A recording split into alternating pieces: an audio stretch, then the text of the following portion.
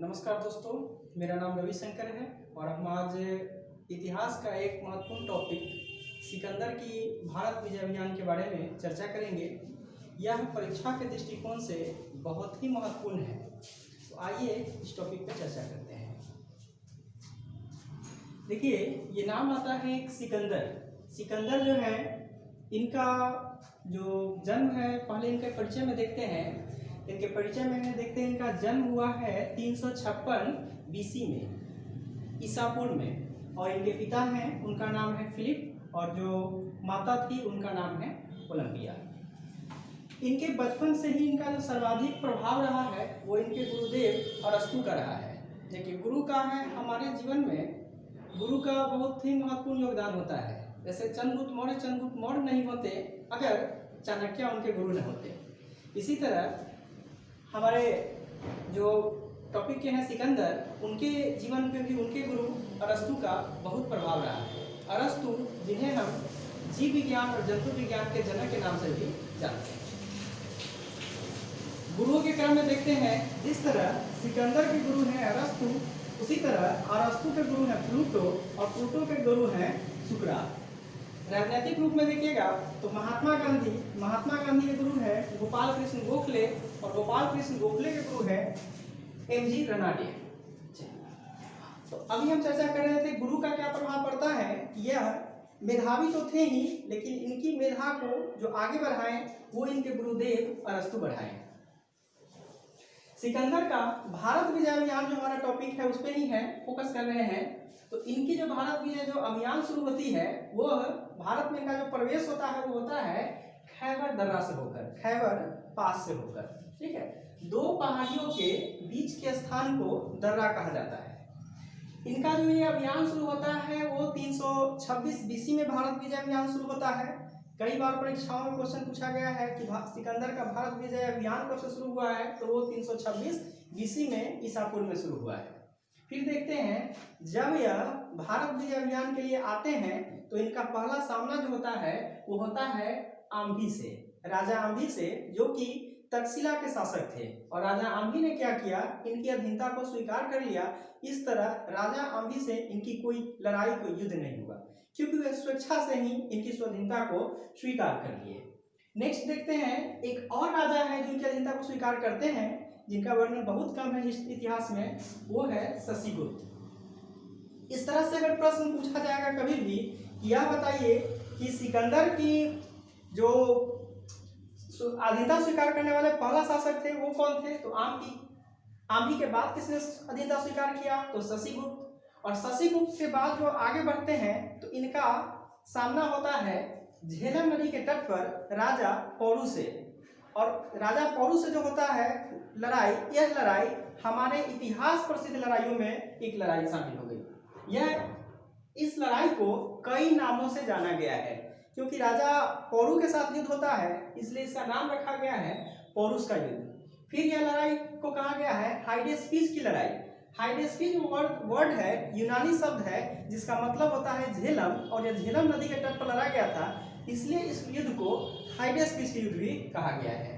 फिर देखते हैं हम झेलम नदी का युद्ध, क्योंकि झेलम नदी के तट पर ही लड़ा जा रहा है, इसलिए झेलम का युद्ध।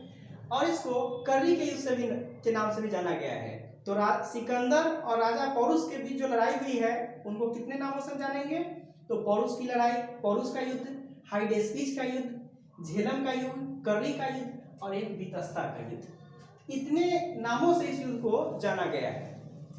और यह तो लड़ाई हुई किनके बीच, तो सिकंदर और पोरस के बीच, राजा पोरस और सिकंदर के बीच में लड़ाई लड़ी गई। इस लड़ाई का परिणाम यह होता है कि राजा पोरस इसमें पराजित हो जाते हैं। कहा गया है कि बरसात का मौसम था और संध्या के समय में ही सिकंदर अपनी सेना के साथ उनके क्षेत्र में प्रवेश कर जाते हैं, और प्रवेश करने के साथ ही उनके पुत्र को बंदी बना लेते हैं। इस तरह से विवश होकर के पोरस को सिकंदर के सामने आत्मसमर्पण करना होता है। बहुत रोचक एक बात यहाँ पर होता है, जब पूछा जाता है, कैद करके जो लाया जाता है राजा पोरस को, तो उनसे पूछा जाता है कि बताइए आपके साथ क्या व्यवहार किया जाए। तो राजा पोरस का शब्द होता है, जो व्यवहार एक राजा को दूसरे राजा के साथ करना चाहिए वही व्यवहार मेरे साथ भी किया जाना चाहिए। बार बार क्वेश्चन रिपीट हुआ है कि यहाँ पे कि सिकंदर की सेना ने किस नदी को पार करने से इनकार कर दिया था। तो सिकंदर की सेना ने ब्यास नदी को पार करने से इनकार कर दिया था। ब्यास नदी का प्राचीन नाम क्या है? विपाशा। कारण क्या था इसका? तो कारण में जो मुख्य कारण था वह यह था कि स्वदेश से बाहर होना। सिकंदर के सैनिक कंटिन्यू लड़ाई को लड़ रहे थे, लगभग 10 महीनों से वह घर से बाहर थे, जिसके कारण उन्हें घर की याद आ रही थी और आगे वो लड़ाई जारी नहीं करना चाह रहे थे। सेकेंड कारण था नंद वंश के शक्ति। उस समय जो नंद वंश के शासक थे वह पौरुष की तुलना में बहुत ज्यादा शक्तिशाली थे और उनके पराक्रम का पता मिल चुका था सिकंदर को। ये भी एक कारण हुआ। नेक्स्ट देखते हैं, नदियां अपने उफान पर थी। पहले ही चर्चा किए हैं कि बरसात का मौसम था, नदी अपने उफान पर थी, जिसके कारण सिकंदर की सेना ने ब्यास नदी को पार करने से इनकार कर दिया। फिर देखते हैं इनसे कि इनका जो है जब अंतिम अभियान जो होता है वह होता है पाटल के विरुद्ध, और भारत से इनकी जो वापसी होती है वो कब होती है? 325 बीसी में। 325 बीसी में इनकी वापसी हो जाती है। मात्र बहुत युवा अवस्था में, मात्र 33 वर्ष की अवस्था में बेबीलोन में इनकी मृत्यु हो जाती है। देखिए सिकंदर जो है, जैसा नाम है सिकंदर, वैसा इनके साथ यूनिक घटना भी हुआ है और हर तरह से अनोखे इंसान थे। इनका जन्म जो हुआ है वो हुआ है मकदूनिया यूरोप में, मृत्यु हुई है बेबीलोन एशिया में, और अंतिम संस्कार हुआ है सिकंदरिया अफ्रीका में।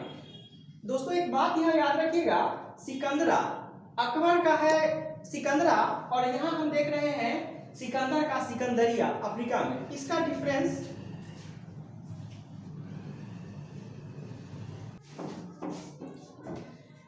तो जन्म हुआ मकदूनिया यूरोप, मृत्यु हुई बेबीलोन एशिया, अंतिम संस्कार हुआ सिकंदरिया।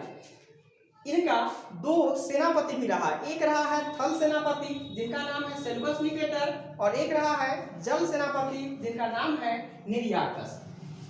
इन्होंने अपने विजय की स्मृति में 2 नगर भी बसाए थे। एक का नाम था बुकाफेला, कहीं कहीं बौकेफला लिखा मिलेगा, और एक नगर बसाया था निकाया। यानी सिकंदर ने अपनी जीत की उपलब्धि में कितने नगर बसाए? 2 नगर। एक का नाम था बुकाफेला और एक का नाम था निकाया।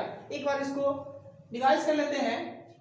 सिकंदर पिता कौन? फिलिप। जन्म कब? 356 बीसी। माता ओलंपिया। सर्वाधिक प्रभाव अरस्तु का। सेनापति सेल्वस निकेटर। जल सेनापति निर्याकस। आए कैसे हैं? तो खैबर दर्रा को पार करके। कब आए हैं? 326 बीसी में। पहला सामना किससे? आम्भी से। अधीनता